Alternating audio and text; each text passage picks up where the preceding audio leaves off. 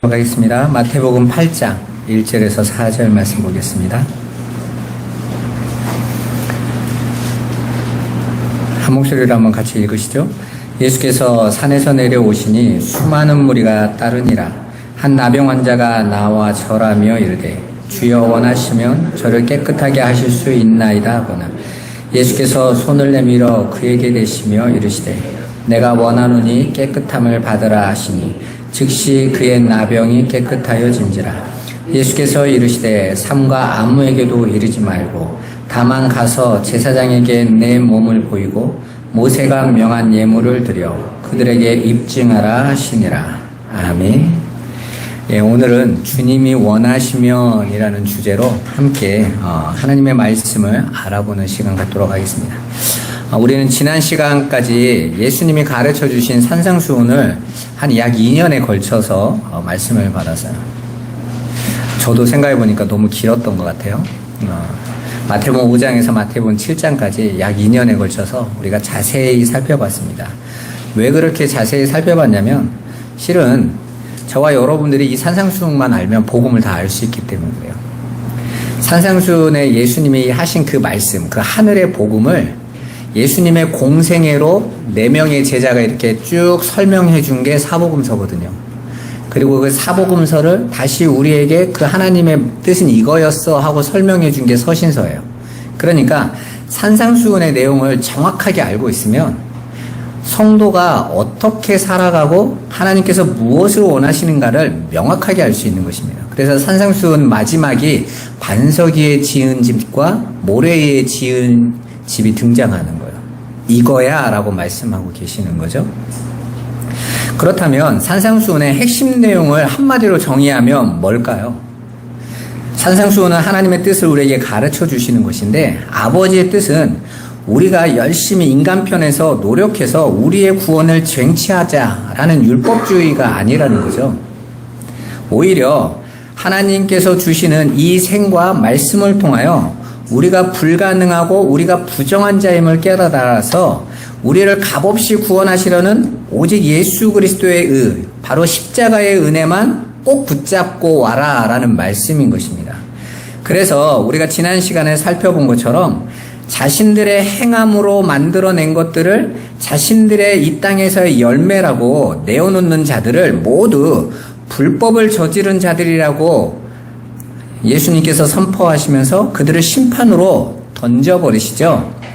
그러니까 하나님의 뜻인 하나님이 보내신 자 예수만 믿는 행위, 그게 아버지의 뜻인데, 그리고 그 아버지의 뜻, 그 예수 그리스도의 십자가의 은혜를 받은 자들은 모두 하나님 앞에 면목 없이 그 예수의 의만 부끄럽게 내어놓아야 돼요. 그게 반석이신 예수 위에 집을 짓는 자들이라고 말씀드리지 않았습니까? 근데 우리가 마태복음 25장에 보면 마태복음 7장에서 등장했던 그 불법을 행한 자들의 모습이 생생하게 심판대 앞에서 등장합니다. 양과 염소의 비유에서 나오죠. 그러니까 마태복음 25장에서 나오는 양은 하나님에게서 받은 그 은혜가 나는 자격이 없는데 값없이 주어진 것이기 때문에 자기가 이 땅에서 내놓은 것도 자랑할 것이 없는 다 부끄러운 것들인 거예요. 그래서 예수님에게 내놓은 게 아무것도 없는 거예요. 한 게 없는데요 이렇게 말을 한 거죠. 그런데 염소들은 어떻게 말합니까? 우리가 다 했잖아요 하고 나온단 말이에요. 우리가 헐벗었을 때 먹을 것, 옷을 주었고 먹을 것도 주었고 다 했잖아요 이렇게 등장한다고요. 오히려 양들은 우리는 한 적이 없는데요 이렇게 말을 하는 거예요. 그들은 자신들이 내놓은 것들이 역시나 부정하고 부끄러운 것들이었구나를 아는 거예요. 그들이 내놓은 행위가 부끄럽다라는 것이 아니라 그걸로 구원받을 가치가 있는 게 아니다라는 걸 알았다라는 것이죠. 구원은 오직 하나님의 은혜, 예수 그리스도의 십자가의 은혜로만 받는 것이다를 깨닫고 온 거예요. 그래서 내놓을 게 없는 겁니다. 우리는 한 게 없습니다 라고 고백한 거죠. 그렇지만 그 반석이신 그리스도가 아닌 모래의 집을 지은 자들은 여전히 이 땅에서 예수를 믿는다고 하면서도 자신의 행위를 붙잡고 가는 거예요. 자, 그렇다면 그렇게 산상수훈의 말씀을 제대로 깨달은 자들이라면 예수님 앞에 어떤 모습으로 나오게 될까요? 바로 그 장면이 오늘 마태복음 8장에 등장하는 인물들인 것입니다. 오늘부터 시작되는 이 마태복음 8장을 예수님의 기적을 설명하는 장면으로 여러분이 보시고 어떻게 하면 예수님의 이 기적을 나도 체험할 수 있을까로 보시면 여러분은 성경을 전혀 잘못 보고 있는 거예요. 그런데 우리는 지금까지 보통 마태복음 8장부터 기적의 장면, 하나님께서 수많은 이적을 보여주시는 장면으로 생각하고 있습니다. 그런데 전혀 그렇지 않아요. 여기에서 나오는 이 기적은요, 바로 말씀을 주신 그분의 신적 권위를 증명해주고 있는 거예요. 그러니까 기적보다도 더 중요한 건 앞에 있는 예수님의 말씀인 거예요. 왜냐하면 기적을 베풀어서 우리가 예수를 믿는 게 아니라 기적을 통해서 예수께서 당신이 하나님이심을, 메시아이심을 증명해 준 거니까. 그렇다면 기적이 중요한 거예요? 그분의 진리의 말씀이 중요한 거예요? 말씀이 중요한 거죠, 말씀이. 그런데 대부분 산상수훈을 싹 지나가고 8장부터 기적을 보면 사람들이 기적 쫓아가는 거죠. 사실 오늘 여기에서 나오는 기적도 기적이 초점이 아니에요. 바로 오늘 나오는 이 부분은요, 산상수훈을 통해서 하나님 앞에, 그 말씀 앞에 서게 된 자들의 나오는 고백이 중요한 거예요. 그것은 오늘 말씀에도 나온 것처럼 내가 원하고 기도하는 바를 이루어 달라는 고집스러운 요구가 아니라 오히려 자기 자신을 부인하고 하나님의 뜻대로, 오늘 본문에서 문둥병자가 말한 것처럼 주님이 원하시면 이런 고백에서 아주 잘 드러납니다. 여러분이 지금까지 신앙생활을 어떻게 하셨습니까? 우리는 나중심적인 신앙생활을 배우고 왔어요. 그게 뭐냐면 내가 원하고 필요하고 바라고 뜻하는 목적을 이루는 것, 그리고 그걸 위해서 기도하고 그걸 쟁취해서 하나님 앞에 내가 걷어낸 걸로 헌금 드리는 것을 신앙이라고 여겨왔단 말입니다. 그리고 누가 그걸 잘하느냐로 그 사람이 신앙생활이 잘한다 못한다를 평가해 온 거예요. 그리고 우리는 그것이 옳은 신앙이라고 배워왔습니다. 그래서 더 열심을 내고 더 노력하고 더 힘써서 이 세상에서 목표치를 채우고 우리의 꿈을 이루어서 그것으로 하나님 영광 받으세요 하고 열매라고 들고 가려고 우리는 지금까지 왔단 말입니다. 제가 지난주에도 말씀드렸지만 그걸 뭐라고 말했습니까? 믿음지상주의라고 그랬어요. 믿음지상주의는 뭡니까? 내가 믿는 대로 이루어진다라는 것입니다. 거기서 늘 쓰이는 정가의 보도처럼 사용되는 성경의 구절이 있죠? 믿기만 하면 된다라는 것입니다. 하나님 자녀에게, 믿는 자에게 능치 못할 일이 없다 이렇게 말을 해요. 그래서 우리가 보통 응답받지 못하는 것은 믿음이 부족해서다라고 우리는 지금까지 들어왔어요. 그래서 우리는 늘 뭘 고백합니까? 믿습니다를요 달고 살아요. 왜? 믿음이 조금이라도 떨어지면 문제가 생길까 봐. 그리고 내가 원하는 것들이, 내가 기도하는 것들이 반드시 이루어져야 내 믿음이 증명되는 거라고 여기면서 왔습니다. 그래서 하나님이 우리에게 믿음을 주신 목적 자체에는 관심을 두지 않고 우리가 원하고 바라는 것들을 하나님이 해주실 수밖에 없다라는 것을 믿음으로, 그걸 믿는 것을 억지를 신앙의 본질인 것처럼 여기고 또 그러한 신앙을 좋은 신앙으로 평가하기 때문에 성경이 가르쳐주는 믿음의 본질을 늘 왜곡하고 왔던 거예요.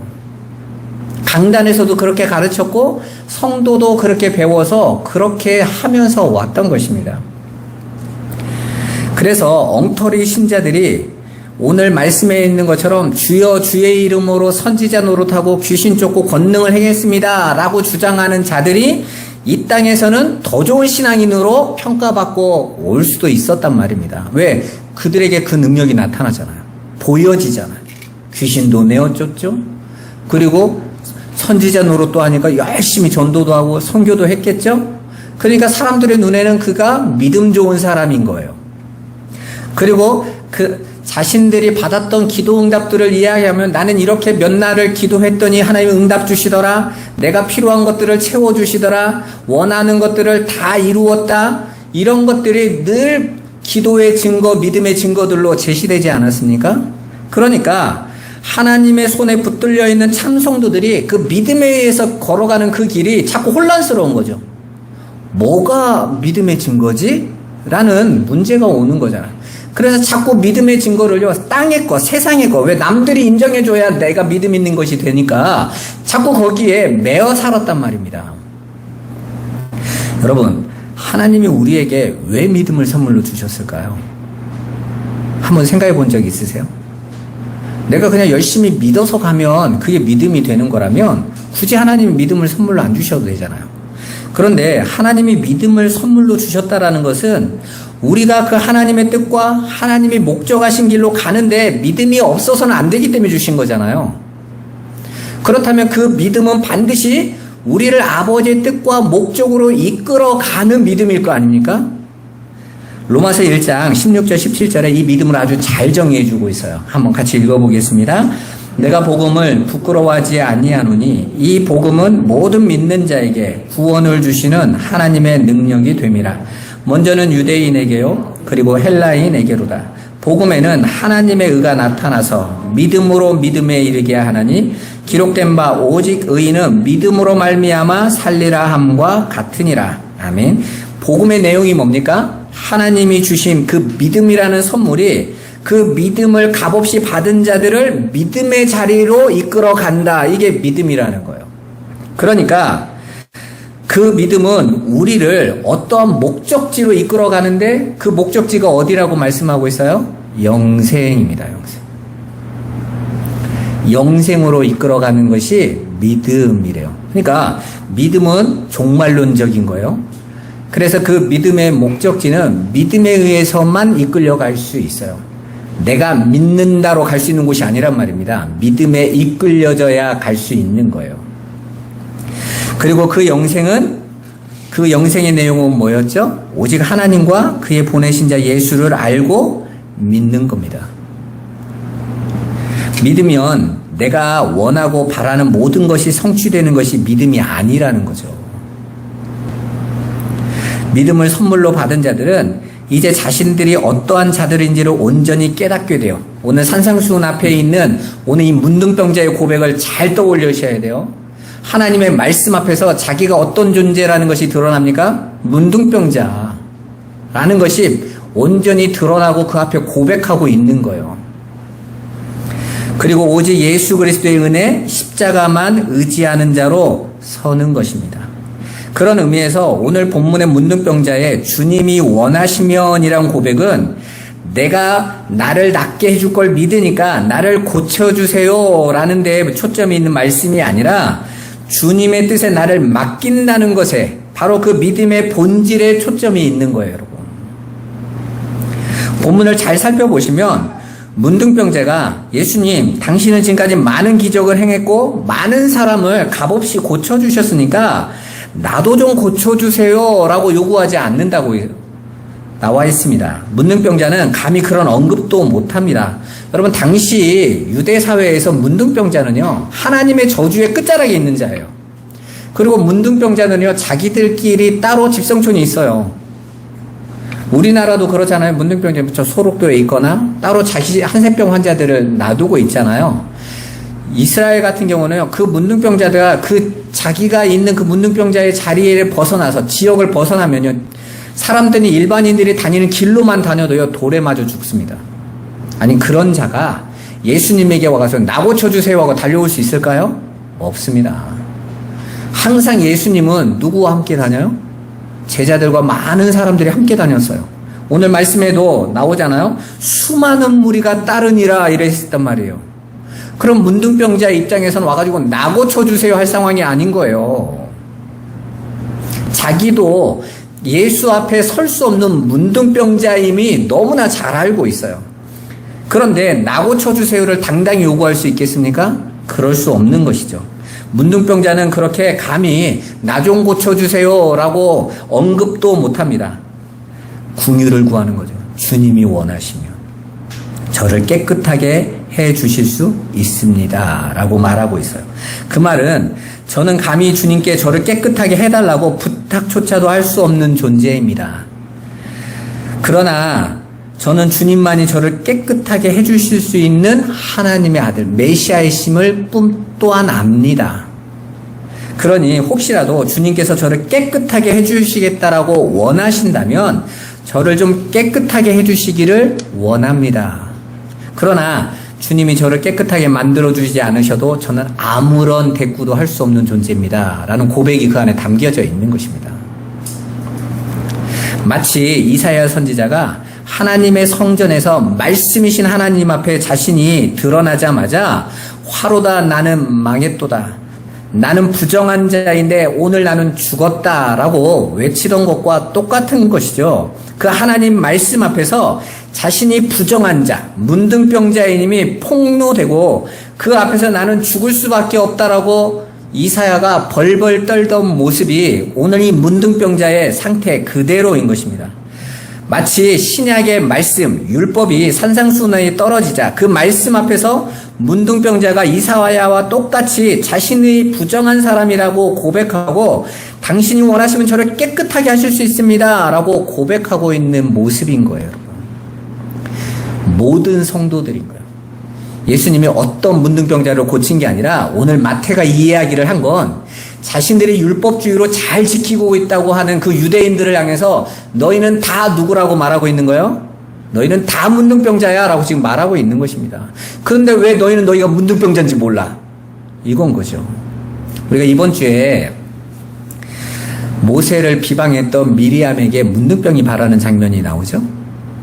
그 미리암에게 문둥병이 발하면서 민수기 12장에 하나님이 미리암을 꾸짖기 전에 먼저 하신 말씀이 있어요. 모세는 온유함이 온 지면에 승한 자다. 이 땅에서 가장 온유한 자다. 이렇게 하나님이 선언하셨어요.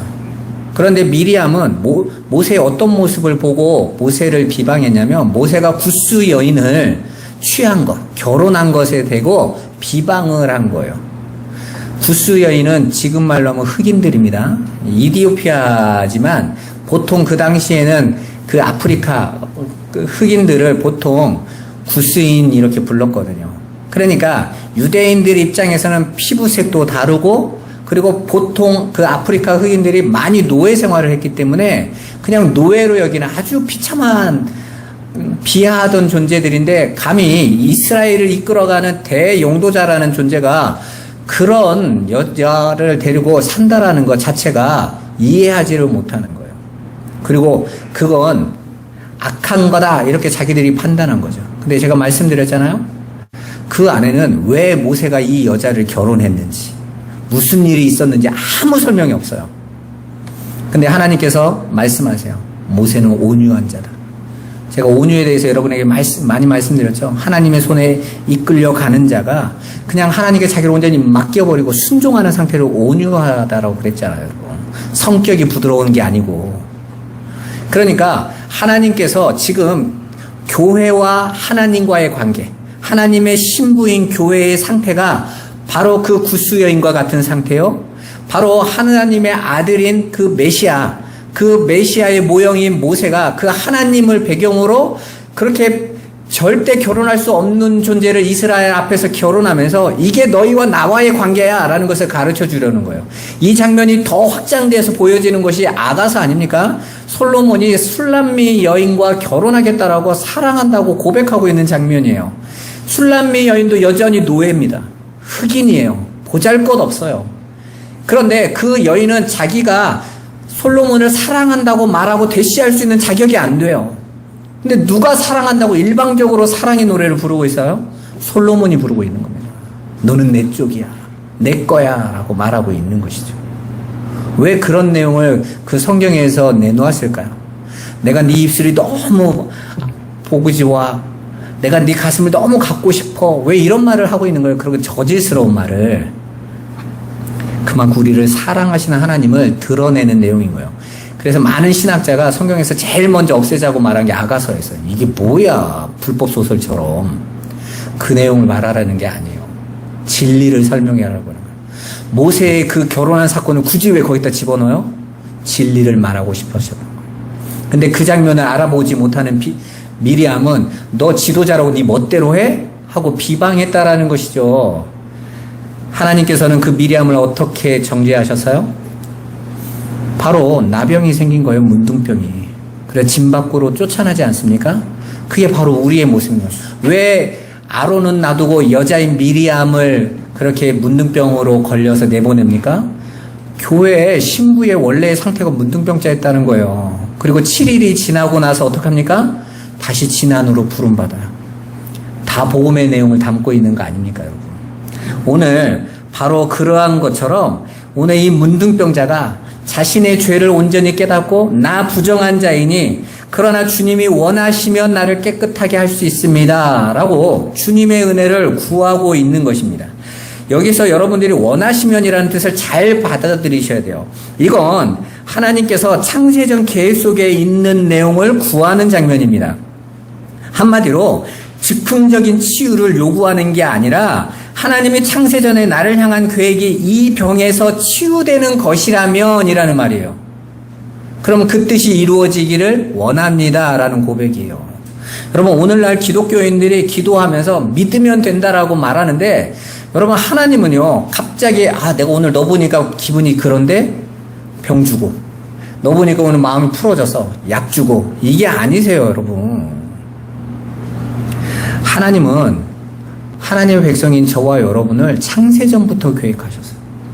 그건 그냥 이 땅에 보내는 계획만 있으신 게 아니에요. 여러분의 삶의 모든 것에 대한 완벽한 계획을 갖고 계세요. 그래야 전지전능함이 성립이 되는 거예요. 몰랐는데 이런 상황은? 이러면 전지전능함이 성립이 안 돼요. 그러면 여러분이 숙명론에 빠진다 그러면 그렇잖아요. 하나님의 뜻을 온전히 아는 자는 어떤 것이 아버지의 뜻인지 모르기 때문에 더 열심히 아버지의 뜻 안에 순종하기 위해서 살아가는 거예요, 여러분. 여러분, 하나님께서 복음을 다 전하실 건데 바울이 왜 그렇게 힘써서 죽기까지 복음을 전합니까? 그게 아버지의 뜻, 아버지께서 복음을 이루시는 방법이 나를 통해서다라고 믿고 있기 때문에 그 일을 열심히 한 거죠. 그러니까 오늘날 염세주의처럼 아무것도 안 해도 되겠네는요, 여전히 자기가 주인인 자들인 거예요. 하나님의 말씀을 이용해서 여전히 나를 높이고 있는 것입니다. 뿐만 아니라 성도들이 가지고 있는 기도들이 대부분이 하나님의 즉흥적인 치유를 원한다는 거예요. 그렇지 않다라는 것입니다. 여러분 누군가가 기도하면서 하나님의 은혜로 내 병이 고쳐지거나 내 삶이 바뀌었다라는 것은 내가 갑자기 하나님 기도를 많이 했더니 이만큼 쌓아놨더니 하나님이 잘했다고 주신 것이 아니라 창세전에 계획하신 거예요. 오늘 원하시면이 바로 그 의미란 말입니다. 이와 똑같이 기도한 사람이 있어요. 바울이죠. 하나님 앞에 자신의 질병을 놓고 3번이나 구했어요. 그런데 하나님이 어떻게 하셨죠? 거절하셨습니다. 그건 내가 보니까 네 상태를 보니까 지금 고쳤다가는 너 말 안 들을 것 같아. 이게 아니라 하나님께서는 바울을 병 안 고치고 그 복음 안에 살도록 이미 창세전에 작정하신 거예요. 그걸 알고 나서 바울이 하나님께 감사했던 것입니다. 이런 장면이 어디서 나오죠? 이스라엘 백성이 바벨론의 포로로 가요. 70년이죠. 그런데 이미 바벨론의 포로로 가기 전에 이스라엘이 바벨론의 포로에 몇 년 후에 돌아올 걸 말씀하셨어요? 70년 후면 돌아올 거야 라고 이미 하나님 말씀하셨잖아요. 마치 창세전 계획처럼 이미 바벨론으로 포로로 가고 있는 이스라엘 백성이 얼마 만에 올 것까지도 하나님은 이미 예언하셨어요.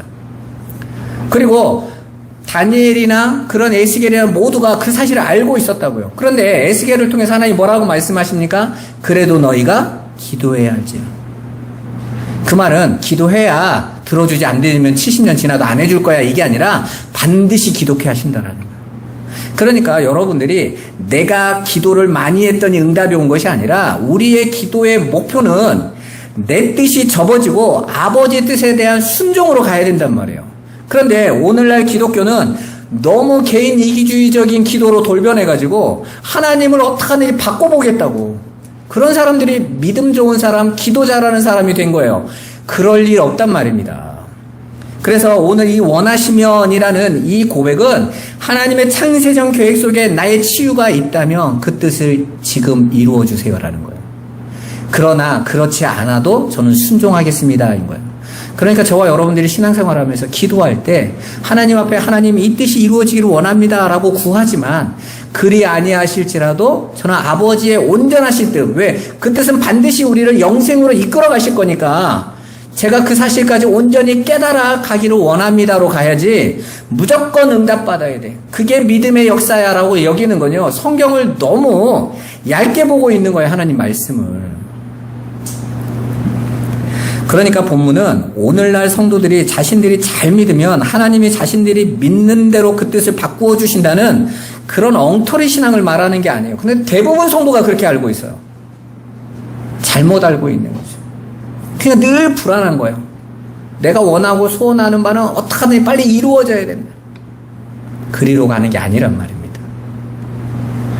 여러분, 문둥병이 어떤 병이죠? 살이 썩어 들어가고 죽어가는데 정작 본인은 자신의 몸이 썩어가고 죽어가고 있다는 것을 느끼지 못하는 병이에요. 감각이 통점이 무뎌져서 자신이 이렇게 상처받고 피 흘리고 손이 잘려가도 그게 아픈 걸 못 느끼고 있는 상태인 겁니다.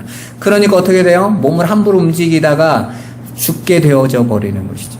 그리고 몸도 썩어서 녹아지고 있는데 그걸 못 느끼는 거예요. 뜨거운 물에 뜨거운 손에 100도가 넘는 쇠에 닿아도 이게 뜨거운지를 못 느끼는 겁니다. 심각한 거죠. 그래서 자신이 살점이 떨어져 나가는 대로 무심하게 살게 되는 것입니다. 그게 바로 선악과를 따먹고 죽어있는 존재임에도 불구하고 자신들의 실체를 올바르게 판단하지 못하는 이 역사 속을 걸어가는 영적 문둥병자들의 실체인 거예요. 내가 얼마나 죄에 썩어져 가고 있는지, 그 죄로 말미암아 어떻게 심판받게 될 것인지를 전혀 못 느끼고, 하나님 없어도 내 삶 잘 되는데, 내 인생 편한데, 건강한데, 내가 이렇게 힘있게 사는데 하나님이 어딨어 하고 외치고 가는 겁니다. 모두 다 영적인 문둥병자들인 거예요. 죄인들은 자기들의 죄가 뭔지조차도 몰라요. 그들의 죄가 그들을 사망으로 이끌고 있는데 죄의 정의조차 제대로 하지 못합니다. 자기들에게 정해놓은 윤리 도덕에 만족하고 살아가는 거죠. 그런데 그 윤리 도덕이 역사 속에서 어떻게 되는지 아십니까? 날마다 후퇴해요. 왜? 자기들이 타락해 가니까 그 윤리 도덕을 어떻게 하냐면요, 점점점 완화시키는 거죠. 왜? 옛날 걸로 못 따라가거든요.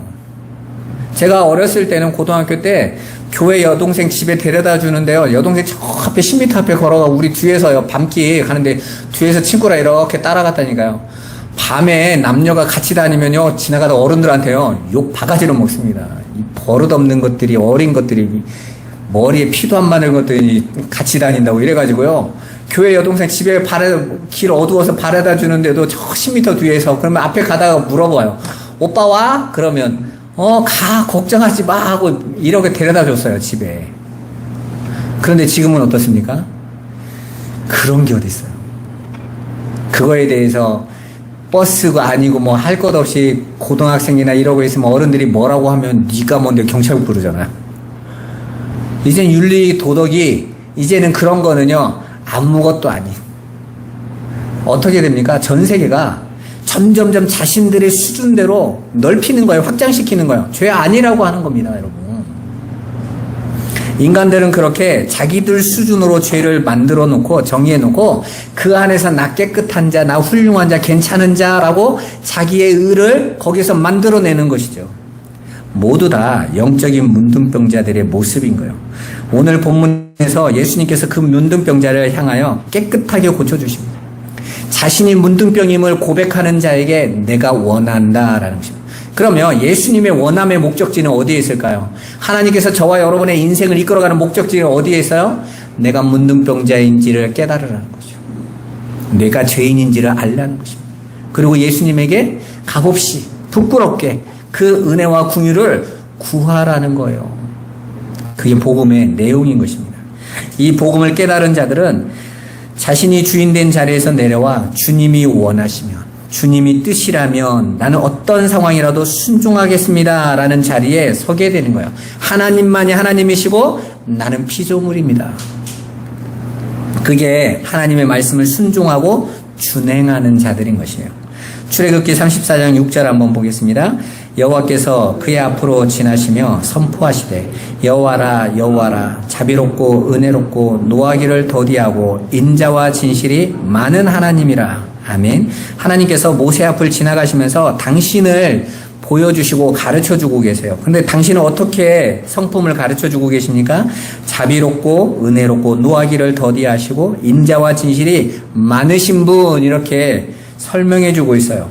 그런 하나님께서 왜 성도인 하나님의 백성들에게 문둥병을 주시냔 말이에요. 왜 죄 가운데로 던지시냔 말입니다. 자비로우시라면서요. 은혜로우시라면서요. 우리는 그런 분을 자비롭다고 하나요? 은혜롭다고 하나요? 아니죠. 왜 하나님이 나를 사랑한다면서 왜 내 삶을 이렇게 이끌어 가시냔 말입니다. 그런데 봐보세요. 하나님께서는 우리에게 그런 현실을 살아가면서 하나님의 백성들은 그 자리에서 하나님을 만나요. 내가 어떤 존재인지를 거기서 깨달아요. 그리고 그 속에서 하나님의 놀라운 은혜와 사랑을 경험합니다. 여러분, 제가 보면 사람이 잘 나가다가 잘 나갈 때는 교회 다녀도요, 그 하나님, 부모님 믿으니까 이렇게 나가요. 근데 어느 날 위기를 닥치고 문제가 당하고 돌이킬 수 없는 사고를 당한 사람들의 고백을 보면, 아, 내가 지금까지 하나님을 안 믿고 있었구나. 그제서 고백해요. 실은 저는 저를 믿고 있었어요. 그제서 고백합니다. 그리고 그 절망의 자리에서 오히려 감사를 발견해요. 하나님께서 나를 계속 내가 세상에서 잘 나가고 그 세상에 힘 가지고 내가 누군지도 모르고 나 살아가고 있었을 건데, 하나님께서 내 삶을 이렇게 내 인생에 개입하셔서 나를 이렇게 하나님 알게 하셨다니, 내가 문둥병자임을 깨닫게 하셨다니 은혜구나. 거기서 감사와 찬양이 터져 나오지 않습니까? 그리고 그게 진짜 자비인 거예요.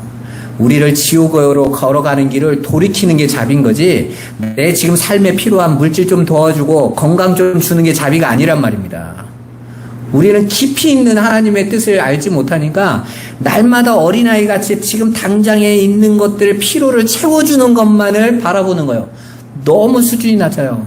그래서 깊은 데로 들어가라 그러는 거예요. 하나님의 말씀, 그 진리 안으로 깊이 들어가라 라고 자꾸 그러는 것입니다. 여러분, 우리의 인생의 고난과 환난, 그리고 죄로 인한 고통은 정말 우리가 견디기 힘든 것들입니다. 그러나 우리는 그 현장에서 하나님을 체험할 수 있어요. 세상 모든 사람이 다 나를 버린 것 같은 상황에도 하나님은 내 곁에 계심을 느낄 수 있습니다. 여전히 하나님은 나를 사랑하시고 나를 긍휼히 여기시고 나를 향해 자비와 은혜를 베푸시고 계심을 느끼는 거죠. 그래서 시편에서 다윗이 뭐라고 고백합니까? 내 부모는, 내 형제는 나를 버릴지라도 여호와는 나를 버리지 아니하신다. 여러분, 그건 어디서 경험하겠어요? 버림받는 상황에서 경험하는 거예요. 버림받지 못한 사람은 그런 경험이 없습니다. 그건 그냥 지식에 불과한 거예요. 하지만 내가 그 길을 걸어와 본 사람은 정말 모두가 나를 버리는데, 나의 이 상황을 보고 모두가 조롱하는데, 하나님 말씀하세는 내가 너를 지명하여 불렀다라고. 야곱아, 이스라엘아, 네가 어찌하여 하나님은 나를 보지 않는다고 여기느냐? 너는 알지 못하였느냐? 깨닫지 못하였느냐? 피곤치 아니하시고 소년도 넘어지고 자빠지지만 여호와는 절대로 넘어지지 않아. 오직 여호와를 앙망하는 자는 독수리의 날개친과 같은 새 힘을 얻게 될 거예요. 우리는 그 안에서 그 하나님을 바라볼 수 있게 되는 거예요. 그렇게 우리는 오히려 이 세상에서 세상 사람들이 추구하는 길과 벗어나서 하나님의 은혜와 자비하심, 그분이 노하기를 더디하심과 인자와 진실을 경험하게 되는 것입니다. 우리가 죄를 범하였을 때 우리를 향한 징계의 채찍을 우리가 맞으면서 우리는 하나님의 공의를 보게 되는 거예요. 그것들은 모두 다 하나님의 영광 안에 있는 것입니다. 세상 사람들은 뭘 그런 거 가지고 하는데 하나님 백성만큼은 그럼에도 불구하고 안 되는 거예요. 왜? 우리는 하나님의 공의 아래 서 있는 자들이거든요. 세상의 기준 안에 서 있는 자들이 아니라. 이처럼 하나님은 우리의 처지나 상황을 통해서 하나님의 영광을 드러내세요. 당신을 드러내시고 보여주세요. 여러분, 우리는 은연 중에 진화론에 많이 물들어 있어요. 여러분, 진화론이 가지고 있는 진화의 방식이 어떻게 되죠? 적자 생존입니다. 강한 자가 살아남아요. 그리고 그게 모든 것의 진리예요. 그러니까 이 세상 안에서도 강해져야 되고, 그리고 남보다 뛰어나져야 되고 월등해져야 돼요. 그래야 살아남는 거거든요. 그래서 그런 존재들이 존경받는다. 그게 진화론의 삶을 추구하는 거예요. 그런데 교회에서 그게 복음인 것처럼 가르쳐줘요. 그래서 교회 안에서 가난하고 병들고 연약하고 못나면 무시당합니다. 왜 그렇죠? 자기들은 하나님을 믿는다고 하는데 마음속에는 진화론인 거예요. 저 사람이 정말 하나님 백성이라면 축복받아야 되고 잘 돼야 되고 성공해야 되고. 그럼 우리는 창조론을 믿고 있어요. 맞습니까? 저는 어렸을 때 단 한 번도 진화론이 믿어진 적이 없어요. 말도 안 되는 핫설이라서. 근데 하나님을 믿지 않고 싶은 자들은 진화론을 맹신하면서 쫓아가죠. 그 사고를 추구해요. 그러면 여러분 창조론을 믿는다고 하는데 창조론의 내용이 뭐죠? 하나님께서 이 땅에 창조하신 모든 것들은 다 하나님께서 지으신 목적대로 창조하셨다라는 거예요. 그것들이 그 자리에서 그 역할을 감당해서 다 하나님의 영광을 나타내는 것입니다. 나무는 땅에 일평생을 뿌리박고 있어도 원망하지 않아요. 야, 얼마나 답답할까? 우리가 생각하는 거죠. 그들은 그 자리에서 하나님의 영광으로 날마다 꽃을 피우고 그리고 시간이면 낙엽을 떨어뜨리면서 하나님의 뜻대로 그 안에 있어요. 그런데 우리가 산에 가서 단풍이 지는 거 보고 온 산이 붉게 물들고 보면서 우리가 얼마나 하나님의 것을 찬양합니까? 놀랍잖아요. 만약 그 나무들이 귀찮다고 다 각자 딴 데로 가버렸으면 그 산에서 아름답게 피워줄 하나님의 영광은 누가 나타냅니까? 하나님은 창세전부터 전혀 실수하지 않으시고 모든 걸 목적대로 지으셨다는 것입니다. 그 창조론 안에 있는 자들은요, 지금 나에게 주어진 상황이 내가 보기에 이해가 되지 않지만 하나님께서 원하시는 대로 나를 이 자리에 두셨음을 인정하고 그 안에서 최선을 다해 하나님의 뜻을 배우고 알아가고 순종하기를 힘써가는 거예요. 그건 나를 가난하게 만들면 가난하게 살아라가 아닙니다, 여러분. 내게 주신 그 허락을 통해서 하나님의 뜻이 하나님의 시간표대로 이루어질 것을 알고 최선을 다해서 살아가는 거예요, 여러분. 그 속에서 우리는 하나님의 영광을 드러내는 순종의 삶을 살아낼 수 있는 거예요. 우리는 그 힘을 달라고 기도해야 되는 것입니다. 내가 원하는 것 이루어 달라고 기도하는 것이 아니라 아버지의 원하심대로 나가도록. 오늘 산상수훈 앞에서 하나님의 말씀이 떨어지니까 그 앞에 제일 먼저 누가 등장합니까? 그 말씀 앞에서 내가 문둥병자임을 고백하는 자가 나온 거예요. 맞습니다. 저는 하나님 앞에 설 수 없는 자, 요구할 수 없는 자예요. 하나님의 은혜, 당신이 원하시는 뜻이 이 자리에서 이루어지기를 원합니다. 그게 그 문둥병자의 시간표였던 거예요. 그래, 내가 너에게 그거 배우라고 이 시간까지 문둥병을 선물로 준 거야. 그리고 이제 내가 원하니, 네가 어떤 자인지를 깨달았으니 이제 나라라고 말하는 거예요. 하나님 백성들은 그 하늘의 영광 안에서 모두가 다 치유되고 회복되어서 그 안에 들어가게 돼 있어요, 여러분. 걱정하실 필요 없습니다, 여러분. 세상 사람들이 보여주고 나타나는 게 성도들의 모습이 아니에요. 오히려 저와 여러분들이 하나님이 나를 인도하심을 온전히 인정하고 고백하고 그분만을 의지하고 순종하는 삶을 통해서 세상은 하나님의 영광을 보게 됩니다. 저런 사람들도 있구나. 정말 하나님이 함께 하셔서 저렇게 가치관도 바뀌고 세계관도 바뀌고 나는 열심히 진화론적인 삶으로 적자생존의 삶으로 몸부림치고 있는데 저렇게 하나님의 인도하심을 믿고 평안하고 기뻐하면서 살아가고 있구나. 그런 자들을 보면서 나도 그 은혜 안에 있었으면 좋겠다라는 자들, 진짜 하나님의 백성들이 돌아오게 된단 말입니다. 저기에 진리가 있는 거구나. 여러분 그 삶을 살아가세요. 돈이 여러분의 힘이 될 거라고 여기지 마시고 세상에 사람들이 알아주는 인기가 여러분의 힘이 될 거라고 여기지 마세요. 또 반대로 여러분이 남에게 부끄럽고 힘든 연약함이 그걸 가리고 덮어야 되는 게 아니라는 것도 아세요. 우리는 전적으로 하나님의 은혜로 살아가는 하나님의 백성들이에요. 주님이 원하시면, 지금 아버지께서 나를 원하시는 이 자리에 주님이 원하시는 것이라면 주님께 맡깁니다. 주님의 뜻 안에서 주님의 뜻을 이루어 주옵소서. 오늘 저와 여러분들이 그 고백을 하는 문둥병자처럼 여러분도 여러분의 삶 속에서 날마다 주님의 원하심을 쫓아가시기를 주님의 이름으로 축원합니다. 기도하겠습니다. 살아계신 하나님, 우리는 지금까지 내가 원하는 것을 이루고 또 취하고 성취하는 것에 믿음을 동원했습니다. 그러나 하나님께서 그것이 믿음이 아니라 오직 하나님 앞에서 내가 누구인지 알고 이런 영적인 문둥병 안에 있는 이 하나님 앞에 절대 설 수 없는 부정한 자를 오직 예수 그리스도의 십자가의 은혜로 구원하신 하나님의 능력 앞에 주님이 원하시면 주님의 뜻대로 나를 인도하여 주옵소서라고 고백할 수 있는 참 믿음의 강자들이 우리 꿈꾸는 교회에 세워지게 하여 주옵소서. 아버지의 뜻을 온전히 이루며 아버지의 말씀대로 서가도록 축복하여 주옵소서. 예수 그리스도의 이름으로 기도드리옵나이다. 아멘.